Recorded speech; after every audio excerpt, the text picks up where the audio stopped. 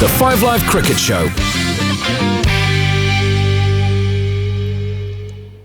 Hartley are with us. We'll get an Australian perspective from Jeff Lemon a little later on at 9:30 here on Five Live. You'll get Five Live Formula One, where Max Verstappen will join the team. You will hear from him at some point. Phil, you've been part of the coverage for the first test. Have you cheered up? I was down there through the night, during the night shift, and I must chappers, it was a tough watch. Chippers. It was. Have you ever been called chippers before? I've been called many things, Phil, over the years. Many things. It was a tough watch, wasn't it? Crikey O'Reilly, and I just don't want to bang on and get stuck in too much to the boys and everything like that, but I'm afraid I'm going to have to, because they got a lot of decisions wrong. They didn't bat well, they didn't bowl well, they didn't field well, they got the selection wrong for the team, and also when they won the toss, they got that wrong as well. So it wasn't a great start to the Ashes, and it's amazing, chappers, isn't it, that it seems to happen. Brisbane, something seems to happen. I know that the Aussies stick, England up there for the first test because it bounces, and it's quite foreign conditions up there. But it's coming, and they just didn't front up, mate. It was poor. Here's the thing, Alex, and this has been touched on a little bit during the first test and since the first test, and been discussed many times over the last 18 months on Five Live Cricket and Five Live Sport.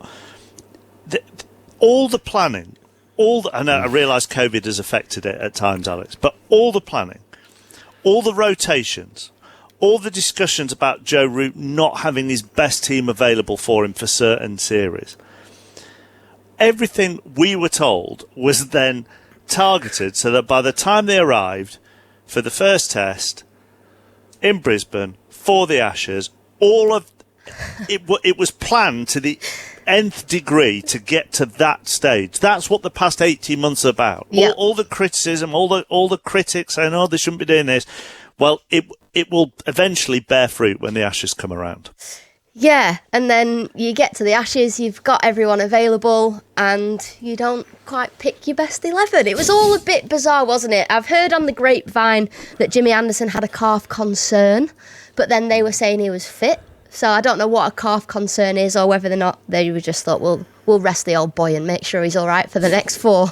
But yeah, it was strange, wasn't it? You can just tell they were just unprepared. They hadn't had those warm-up games, and bowling's fine. When you're bowling as a bowler, you can get your overs in, but the batters, they just look nowhere in that first innings. And I suppose that is that's the only mitigating circumstance, though, isn't it, Phil? You could argue, the people in charge of England and Ashley Giles and so on and so forth could come back and go, well, yes, everything was planned to make sure we hit the ground running, but then we couldn't get any cricket to hit the ground running. Well, yes, for sure. All right, Alex, how are you? I'm all right, thank you. Yes, good. Nice to see you. I can't see you on the Zoom, but you must be there somewhere. No, I'll make you right. You know what I mean? There were circumstances where you couldn't get into the nets, and there was rain was coming about. But then there are basics, and one of the basics in cricket is that you go there. Australia had picked their team beforehand, 2 or 3, 4 or 5 days beforehand, so they were settled and everything. England didn't do that, so they were going to go there and have a look on the day and choose their side. Now, I was sitting, it was like a snooker table, that pitch. It was green. It was like a snooker table. Yeah. And they also then say, well, you've got to look down and then look up. Yeah. Well, there was a cloud the size of Queensland over the thing. You know what I mean? And I heard a few sort of things coming out of the England camp. Oh, well, it was a good toss to lose. You wanted to lose that toss. So all of that preparation, and you go out there not wanting to win the toss. I couldn't catch my breath. You know what I mean? It was just ridiculous. If you're not going to bowl first on that morning, when you win the toss, there was a weather system. What was it called? La Nina or something. There wasn't just a bit of overcast conditions. There was a cloud the size of Australia sat over the ground. They've just gone stats. Everything suggests that we should bat first. So they've won the toss, batted first, but haven't looked at what's in front of them. And that's the frustrating thing as an England cricket fan, as a broadcaster, because we're all saying bowl first. The conditions are perfect for bowling. We've got the two best bowlers in the world for conditions like this, but we've not picked them and we're going to have a bat. And also, Australia's strong suit. Now let's just start at the toss, because that's where it starts, and it lays down a kind of a confidence builder. Hold on a minute, we know what we're going to do. Not sort of like, what Australia must have been just going. I can't believe they've decided to have a bat. And what do you do? What are Australia's strong suit? They're three quicks.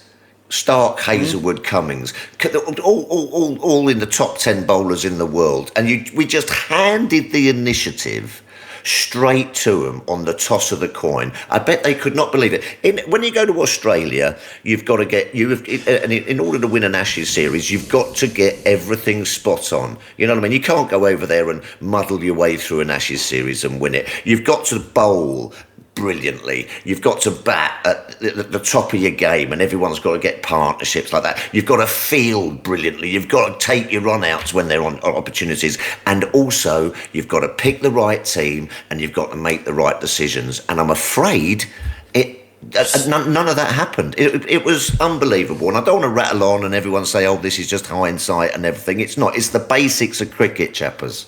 Okay, so just a quick one on the toss. If England had lost the toss, Alex, would we be having a different conversation? Potentially, but then we haven't. Even if they'd have lost, having lost the toss, would we be having a different conversation? Because it would have taken that decision out of it. Yeah, I think we would have been talking about why weren't Anderson and Broad playing, our two best swing bowlers. I've still got that to come on to. Yeah, I think we would be having similar conversations, but we might have been a little bit better than we were. Yeah, but then also, chappers, though, you know what I mean? You say this and people can say, oh, listen, well, it could have panned out right, and Jack Leach could have come into the equation and all this kind of stuff. You know what I mean? But sometimes there are just things that are glaring, and I agree with Alex, actually. I think that they've just forgotten the basics of cricket. And that's where it all sort of stemmed from for me. And also, how you cannot play Stuart Broad on that pitch, in those conditions, beggars belief. Okay, well, right. I'll come back to that again. I'll come back to Stuart Broad in a minute. Can I just go back to the importance of warm-up matches? I know we're talking about how much time you get in the nets as well, but the Jonathan Agnew on air, and he's written several columns, Alex, on the BBC Sport website about it as well.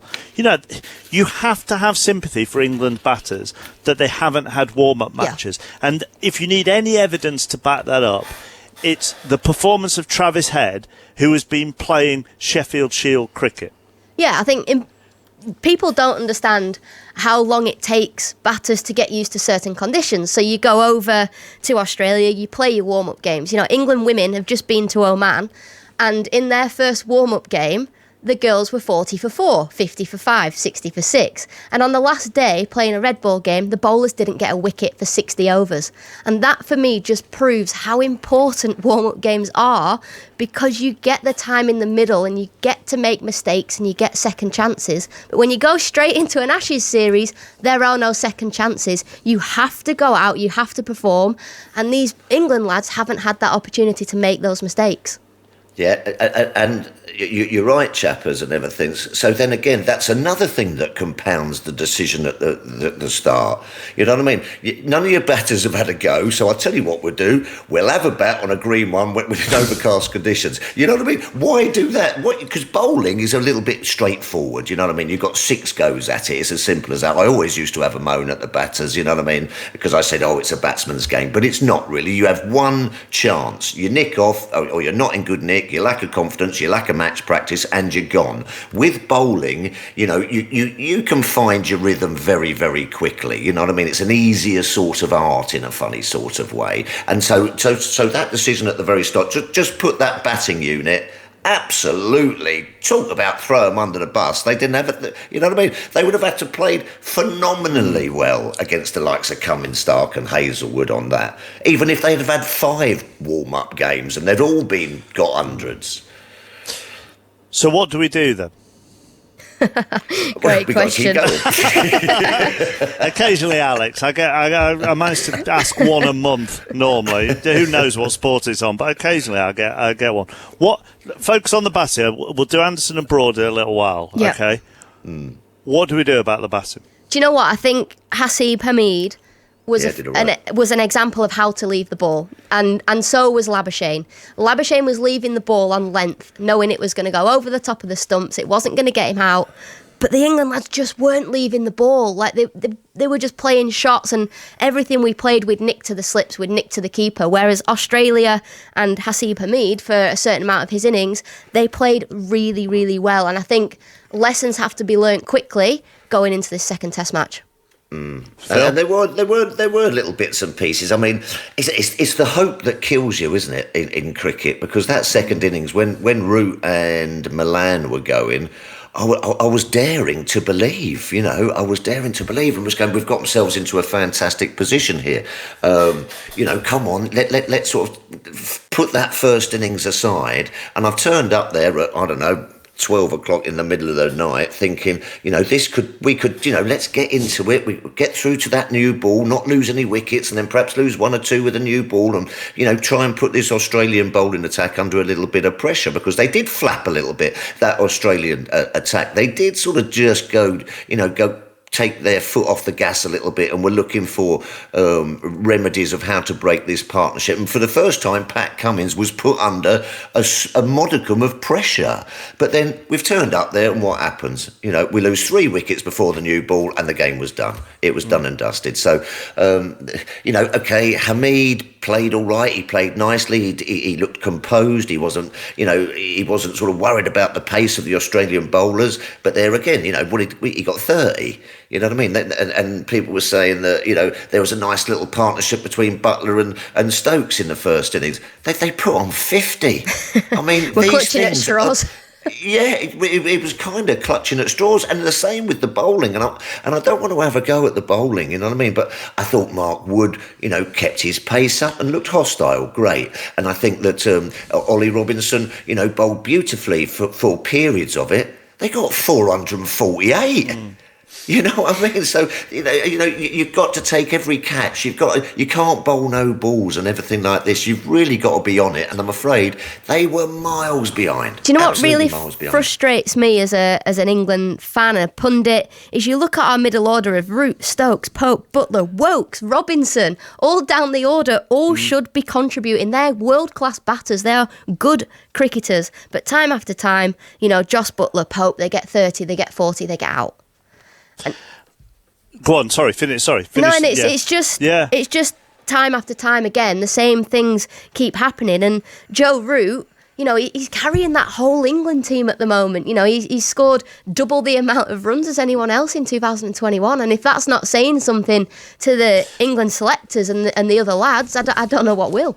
Actually, worse than that, Alex. 3 times as many runs in Tests than the next highest England player. Yeah. I mean, he must be sitting there. He must be sitting in there at that dressing room. And listen, I don't think Joe had a very good game as captain. Actually, to be honest with you, either. But I mean, that's another thing. But batting wise, he is world class. Joe Root. He really, really is. Okay, nicked off first innings, decent ball, that can happen. But he must be sitting in that dressing room going, boys, Can someone just stay with me and give me a hand? No one's helping the skipper out, scoring the runs. You may have seen the stats, you may not. I'll give you the top 3. Joe Root, 1,544 runs in 13 matches. He's going at an average of 64.33. Next, Rory Burns, 492 in 9 matches. He's at an average of 28.94. And then Ollie Pope, 359 in 8 matches. An average of 23.93. That is the difference between Joe Root and the rest of his batters. It's a massive difference, that, isn't it? And when you're opening batters averaging 25, you're going to be 20, 30, 40 for 2. Let's hear from the England captain. We've talked about the batting, we've talked about the toss. He said afterwards that he doesn't regret deciding to bat first. I think batting first was the right decision. If you look at how the wickets unfolded, I think, as I say, being 40 for 4 makes it not look the case. And credit for us, Australia exploited those conditions a little bit, but it did quicken up, and we showed that we could create chances that second day. And as you saw today, it didn't start misbehaving a little bit more. You look at getting 250 even in that first innings, and the game looks very different altogether. So now I look back at the toss, and I think I'd have done the same thing. I think, speaking to Pat, he would have done the same thing as well. He'd have batted first. So, I'm not too worried about that. In terms of selection, I wanted a balanced attack, wanted to be able to change the momentum of the game, and we went with the spinner. Credit to Australia, they took on Leachy. He had to bowl on that wicket at his worst. Now, I felt facing Nathan last night, as quality as he is, it felt like he could score quite freely off him, and he could rotate off him on that surface, and probably actually put a lot of that on myself, being slightly too aggressive with his fields early on, didn't let him get into the series and get into the game, and made it very difficult for him from that point onwards. So probably more on my shoulders there and how I managed him rather than looking at the selection. You've talked a lot about the planning and the preparation that's gone into this tour. Why was this test match the right time to go into a test for the first time in 5 years without both or one of Jimmy Anderson and Stuart Broad? I think more than anything is you look at Jimmy's position coming into the game, and it was a huge risk to play him. We saw in the previous Ashes series when we went in and we was 50-50 on, or not quite 100%, the impact that had on the rest of the series. And Jimmy Anderson being available for as many test matches as possible is obviously really important to us as a team. The other thing is we've also got to make sure that we're constantly winning and trying to gain confidence that way. Trying to balance that up with preparing for this series is something that we're trying to manage as best as we can. And I think we've done that as well as we possibly can. One thing I would say is that you can't question the guys that were out there this week. Our seam attack in particular, as I said, have created so many chances and given us a great opportunity. We just weren't good enough to take them. When you're creating that many chances and that amount of pressure for long periods of time, as a fielding group, you've got to make sure that you take those chances when they come, just as Australia did to us. And I think that's the most important thing to draw from this game, rather than looking at selection. For 4 for the last 2 years. I hear all of that, right? I hear all of that. Yeah. And one thing that stands out, I'm thinking, is Pat Cummins playing psychological games with him? Is that? Do you know, exactly. Do you know what I get from that? Joe Root says he wouldn't have changed a thing. And us being sat here at home, we have to trust that. And we have to trust that he's made what he thinks is the right decision, because he's the captain. They've had a chat as captains, coaches, and we've sat at home, we've criticised them, but we do have to trust that they've made the right decision. It's not gone well in the first test, and it's our jobs to try and nitpick of what's happened and where things have gone wrong, but we do have to trust that Joe Root has made the right decision. Yeah, well, it's trust the process, isn't it, Alex? That's what they say. Yeah, and it's the classic Gino De Campo. If my grandma had wheels, she'd be a bike. You know, it's one of those things. We're sat here as pundits. If I was good enough to be playing in a men's test match, I would be, but I'm not. So I'm sat here talking about it instead. Yeah, but then also you live and die by those decisions. Yeah. You live and die by those decisions. You can't just say, the reason, Pat said he would have had a bat, you know what I mean? Who you're talking about just the process. I must admit, I think that process, as you were saying, Chappers, and, we've been building for this for 4 years. Well, what really have they been doing for 4 years? That process to me was flawed. Simple as that. On Broad and Anderson, what would you have played one? Would you have just played Broad, Phil? Let's say they're both fit, and Alex has mentioned the discussions that Anderson may have had a slight calf issue. But would you have just played Broad and then saved Anderson for Adelaide? Save Anderson for Adelaide. You're playing a first test match in Australia. You play your best team. I think sometimes they've got a little bit beyond themselves about this rotation and sort of thinking ahead and everything. You know what I mean? You could be 2-0 down by the time anything happens. You know what I mean? Listen, we're not quite sure. You're saying if James Anderson was fully fit and Stuart Broad has said he was available for selection as well, of course those two play. You don't think about, am I going to, in 2 games' time and it's a pink ball, and if it goes to Hobart, it might be a little bit chilly and it suits him. The game's gone. The Ashes has gone. And I think that almost now the Ashes has gone already from that performance and that sort of misreading of the whole thing. Listen, you can go one down, and that's why we love Test cricket, because there's 5 Test matches and you can bounce back. But I tell you something, it and a half make it hard. And you're thinking about stats. When was the last time that England got beat in the first Test match and come back to win an Ashes? If you're your best team. So if you're Course in that Course Broad plays, Chappers. Course Broad plays. If you're in that coaching setup, then Alex, are you saying to fellow coaches, play the best team, Don't worry about saving Anderson for Adelaide. Play your best team.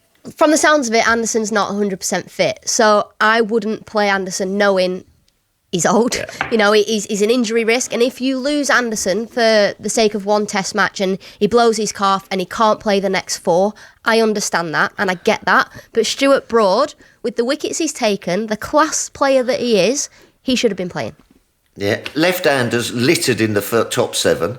And Warner, Warner, Carey, they had 4 or 5 left-handers in the top of that. Who's the best bowler? Who's the best bowler in that England lineup to bowl at left-handers? Who has David Warner been having nightmares about for the last 2 years? Stuart Broad. Oh, I bet he was laughing his head off, Warner. He looked out of nick anyway, but it just shows that the mark of the man, that was probably one of the scrappiest 94s I've ever seen. Yeah, he needed a bit of luck along the way, but as you say, he may have looked out of nick, but he still racked up nearly a ton. Exactly. So you just think to yourself, well, if Stuart Broad had been there, you know, he would have been all over him like he has been all over him beforehand. And Warner's kind of, because he's not the player. This Australian batting lineup isn't the strongest batting lineup I've ever seen from an Australian side. Warner's not the player he is. I mean, it might come back to bite me on the backside. I don't think Smith the player he is. I think Labuschagne is a fantastic player. You know what I mean? And then you've got the likes of Travis Head and Greene and these kind of guys. That's not an unbeatable batting lineup by any stretch of the imagination. But we just let them get off to the perfect start. Now they've got hundreds under the belt. Labuschagne's got some runs. Davey Warner's cock a hoop after being out of nick as well, and it just was so disappointing, and especially at 4 o'clock in the morning when I was sat there eating my second packet of digestive biscuits. I was just going, what is going on? Wow, like a full pack of digestive biscuits. Well, I was getting through thousands of them. I tell you, I was there all night. Well, it was, yeah. I put a few plain digestives or chocolate digestives. A little bit of chocolate on it. Yeah, dunk them as well. So. Dunk them in the tea. I was going to say. Yeah, got to have some chocolate on, surely. As you mentioned the left-handers, Alex, just a word on Jack Leach, whose Test average against left-handers is 61. But do you have... What's Stuart Broad's? I don't have that often. I think it's probably about 17. It's probably about 17. But and sympathy can quite often be in short supply in professional sport. But do you have sympathy for Leach, Alex? Do you know what? I do. I do, because Ben Stokes, having missed the amount of cricket he's missed over the last year or so, has meant that England haven't been able to play a spinner. So they haven't been able to play Jack Leach. So Jack Leach has missed out on probably 20 Test matches because Ben Stokes hasn't been available. Therefore, he's still really young in his Test match career. He hasn't played as much as he should have done. And you can tell, when you're watching him, you can tell he isn't the player we all think he should be and is capable of being.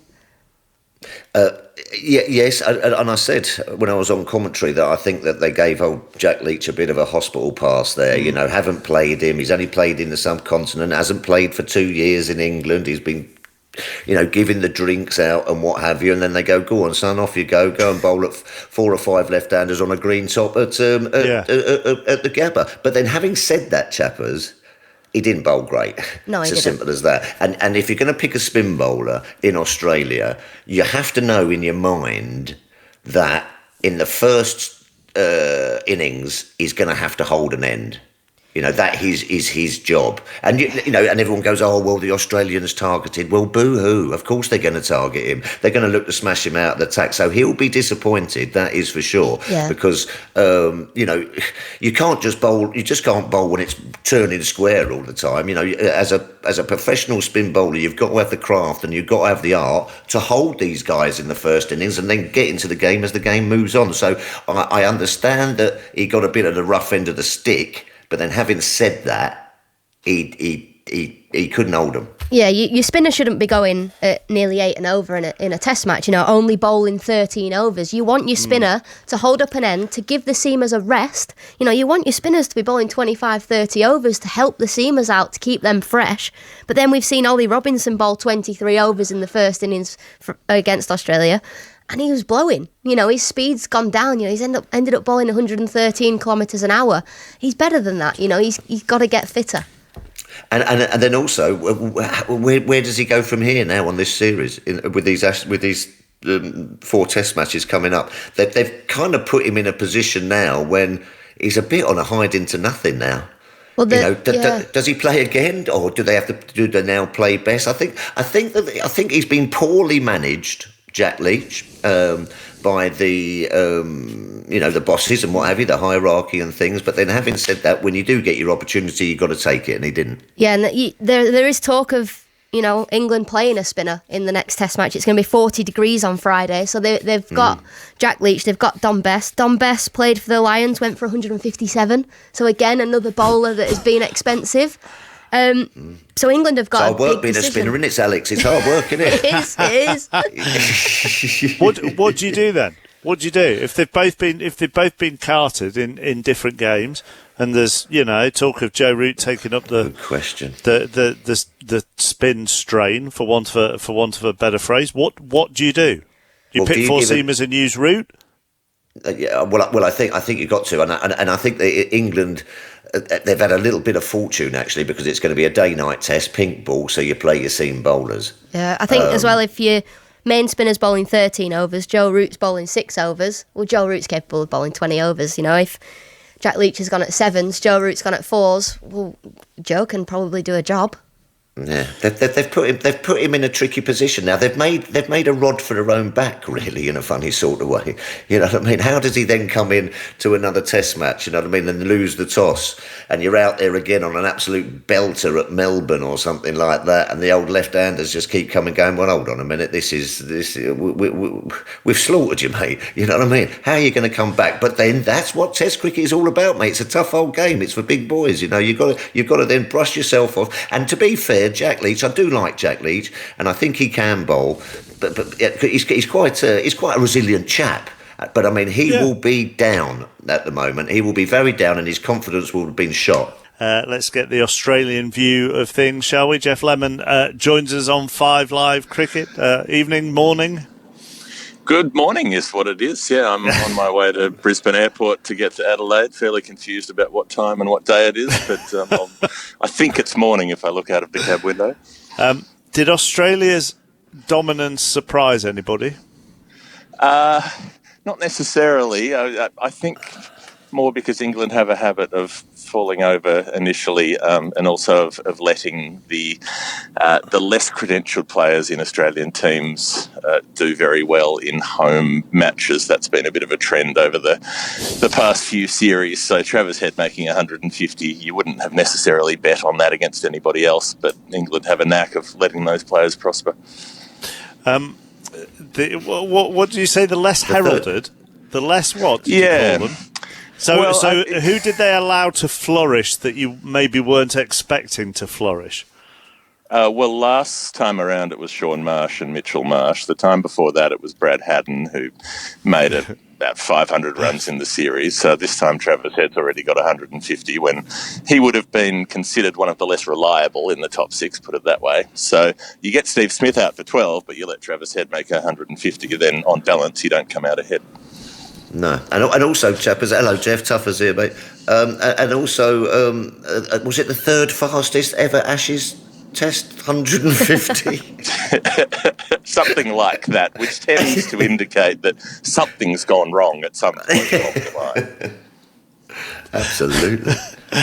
And we were meant to have bowled well. That was meant to have been our strong suit, our bowling. You know what I mean? Everyone was saying that everyone stuck to their task and everything. Oh, wow. On Travis Head then, Jeff, I want to talk Cameron Greene in a minute, but on Travis Head, and we've been having the discussion, as has happened on TMS and other shows, of course, on the importance of not having practice matches for England, but someone like Travis Head getting domestic cricket under his belt before the series starts. Well, I think these sort of arguments, it's always very easy to retrofit them to fit whatever has actually happened and then make your argument because of it. We see players coming in without match practice who are able to excel. We see players coming in off lots of match practice who are still terrible.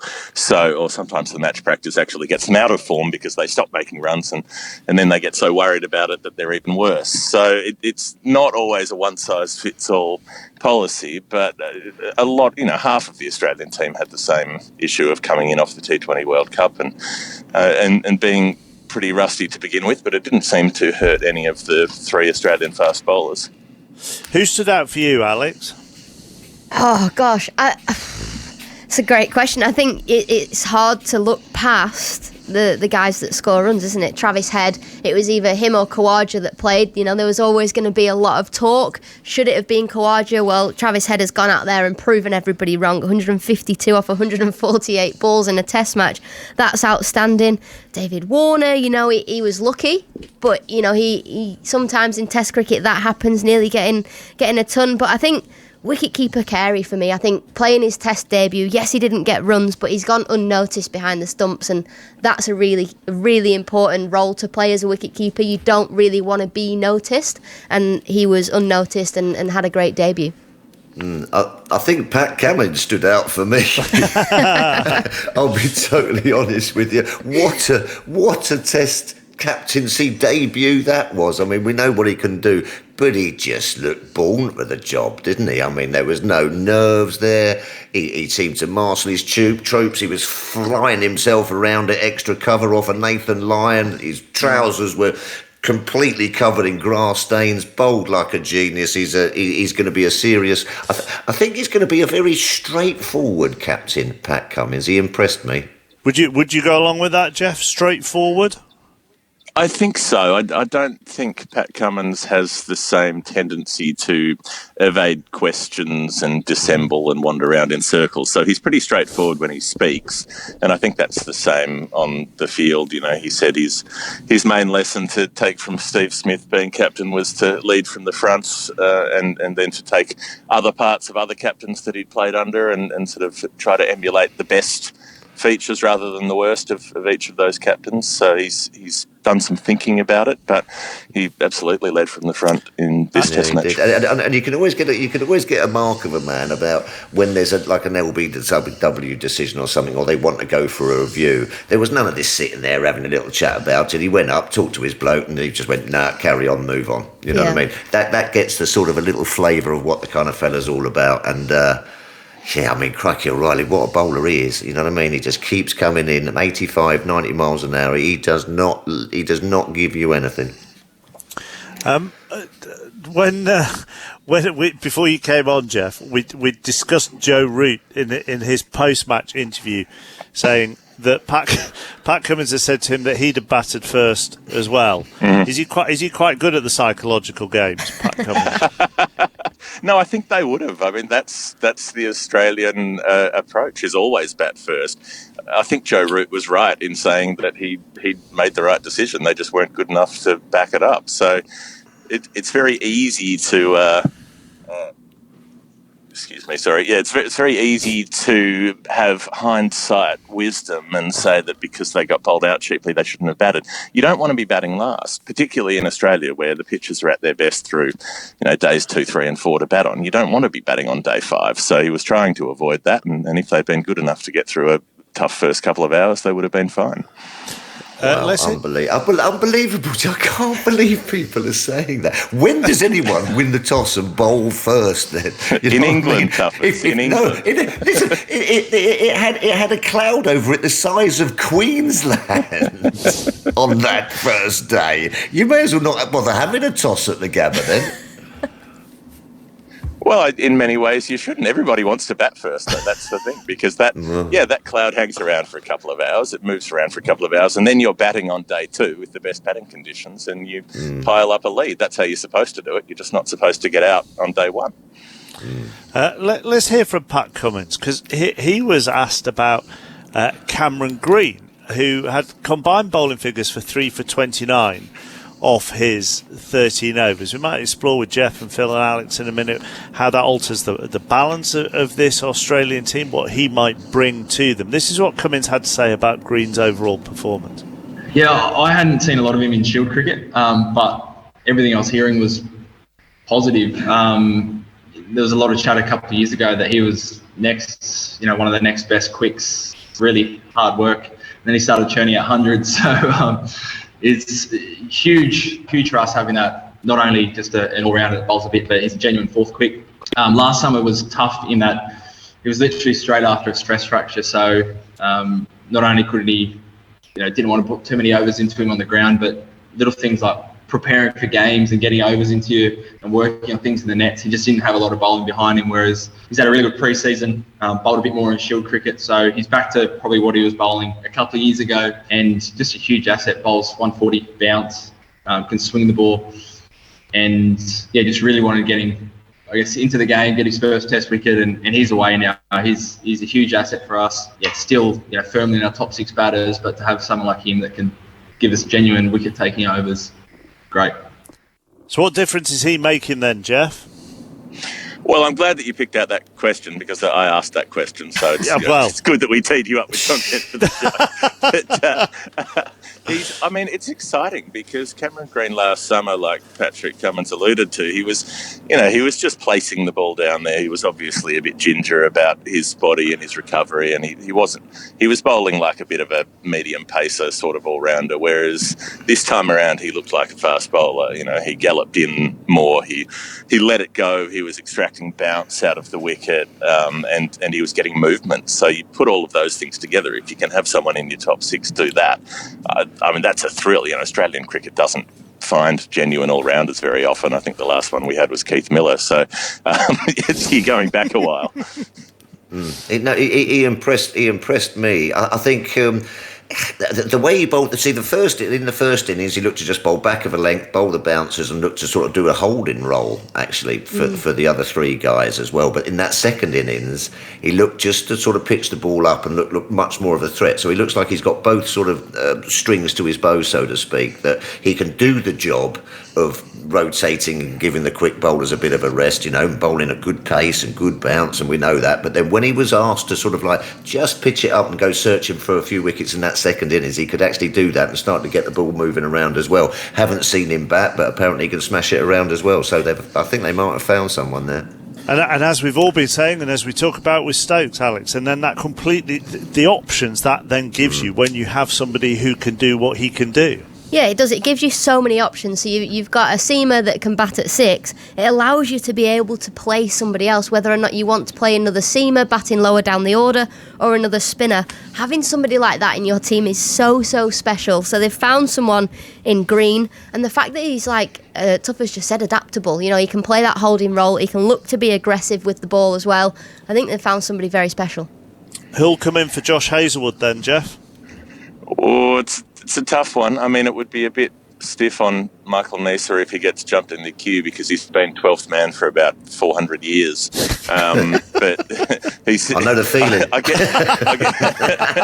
get the feeling he's still going to be sitting on the bench, just growing a long beard or something. But I think Joe Richardson's likely to come in. He swings the ball both ways, and he's got pace. And so when you put those two things together in a pink ball match, that could be pretty lively, and he's been in great form this season. So probably Richardson, but, you know, if I were there, I'd feel morally obligated to give Michael Neser a test by now.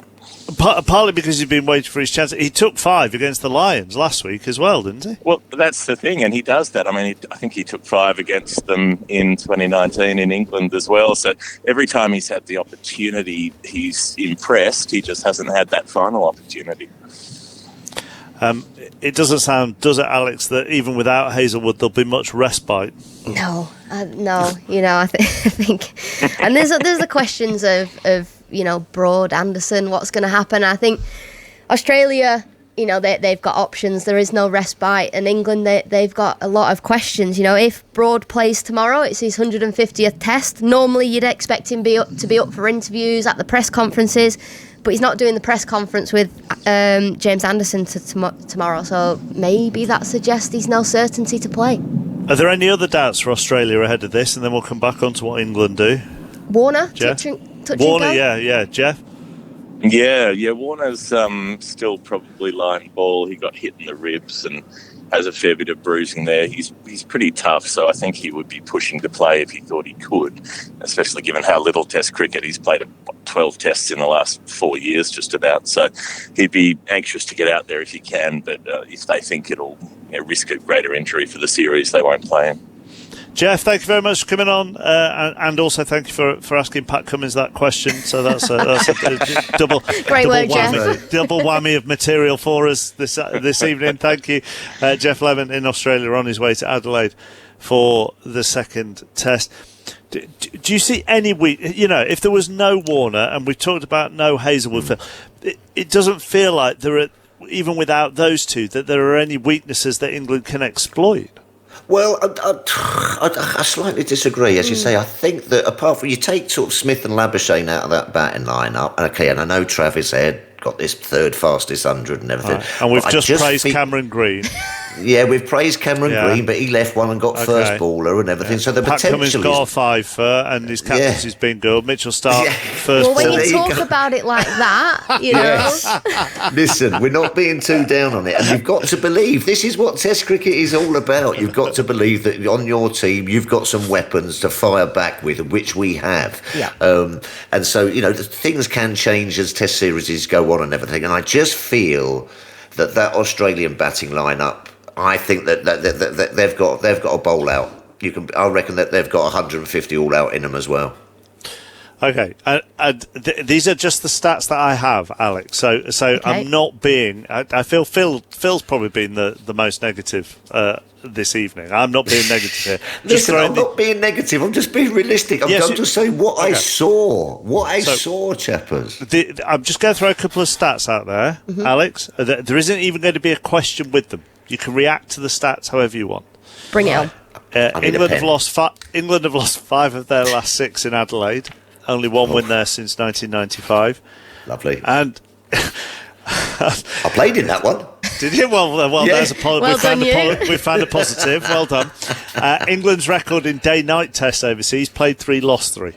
Excellent. Right, well, what I'm going to do is I'm going to pretend you didn't tell me those stats. I'm going to say we've got a day-night test match with 2 of the best swing bowlers in the world, Broad and Anderson. Yes, Broad is no certainty. Anderson will come in and play, and I do think that's where we've got to take advantage of when it gets dark, when the lights come on, get the ball swinging and have a bit of hope. So the question is, hopefully we'll be playing and they can't see. If in doubt, we'll turn the floodlights off and we'll be great. You've got to laugh. Honestly, I mean, I've said this before, but honestly, that first ball the other night, it's just, you just sit there and kind of, you are kidding me. I mean, that is the reaction. Just shock. Yeah. I mean, and that's what my whole experience of that test match was same old, same old. Here we go again. I sat down there. It was like I was so excited, and then old Rory Burns gets bowled around his legs first ball, and you just think to yourself, "Oh my God, here we go again. We're going to have a long, hard winter here." And then does it show Rory Burns' confidence as well going into the second innings, and only the fourth time in 300 games that he's played, he's not taken the first ball? Well, that was a little bit of a sign, I must admit. If you're the opposition, he starts we've got him here. You are getting stuck in. If you're Australia playing in an Ashes and he's not taken that first ball when you know he always does, you're giving him a little bit. Yeah. If you bring in Broad and Anderson, Alex, who are you, as you will know from many a show with Phil, if Phil brings Broad and Anderson in, can we play 12? He leaves the other 11 in as well, and gets his maths a little bit wrong.